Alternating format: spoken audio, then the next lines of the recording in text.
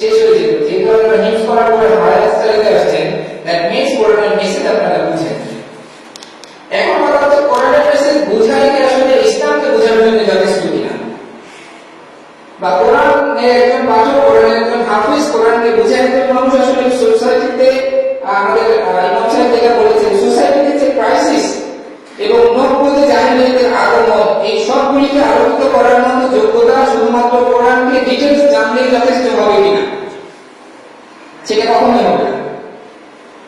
কোরআন আপনাকে কখনোই পৃথিবীকে বোঝার জন্য সার্বিকভাবে জ্ঞান প্রোভাইড করবে না। This is my challenging idea. আপনি বলেন আপনি বিজনেসম্যান হতে চান, কোরআন পড়ে আপনি বিজনেস শিখবেন? বিজনেসের ব্যাপারে কোরআন আপনাকে কি শিখাবে? আমি তো বিজনেসের টিচার, আমাকে দেখতে শুনতে যতই নিজের মতো মনে হোক, ইসলাম তাহলে কোরআন থেকে মাসালা ইস্তেগফার করলে আপনার জীবন শেষ হয়ে যাবে। উম্মাকে বারবার বাজিয়ে দিবেন, একটা মাসালার সিদ্ধান্ত আসতে পারবেন।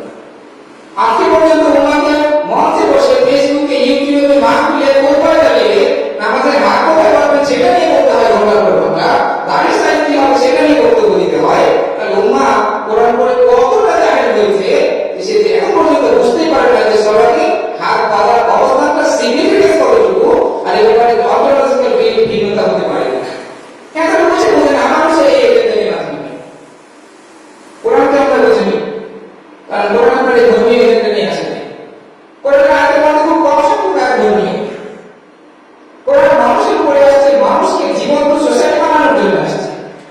আপনি নিয়ে আসছেন সেই এক্সট্রাক্ট এজেন্ডা, সেইখানে আমরা অবস্থায় আমাদের হাত পানি কথা বলতে গেলে মাথা খারাপ। এগুলি কখনো ইসলামের মেইন স্ট্রিম লিটারেচার এক্সপ্লেন করা, রিসার্চ করার ম্যাটার ছিল না। আপনি রিসার্চ করবেন মানুষকে, আপনি রিসার্চ করবেন সৃষ্টিকে, আল্লাহকে রিসার্চের সাবজেক্ট বানাবেন না। কারণ আল্লাহ আমাদের সেন্সে বোঝার মতো এন্টিটি না। আল্লাহর সিফাত আমাদের এন্টিটিতে, আমাদের সাইকোলজিতে বোঝার মতো এন্টিটি আল্লাহ না। আল্লাহকে আপনি রিসার্চের সাবজেক্ট বানাবেন। আল্লাহ বলেছেন আমার সৃষ্টি নিয়ে রিসার্চ করো। এর মধ্যে আছে সায়েন্স, এর মধ্যে আছে সোশ্যাল সায়েন্স, এর মধ্যে আছে ফিলোসফি। সৃষ্টি নিয়ে, সমাজ নিয়ে, মানুষ নিয়ে, মানুষের মনস্তত্ত্ব নিয়ে, মানুষের অর্থনীতি নিয়ে, মানুষের রাজনীতি নিয়ে, সমাজ নিয়ে কাজ না করে আমরা এখন কাজের সাবজেক্ট বানাই আল্লাহকে নিয়ে, আর আল্লাহ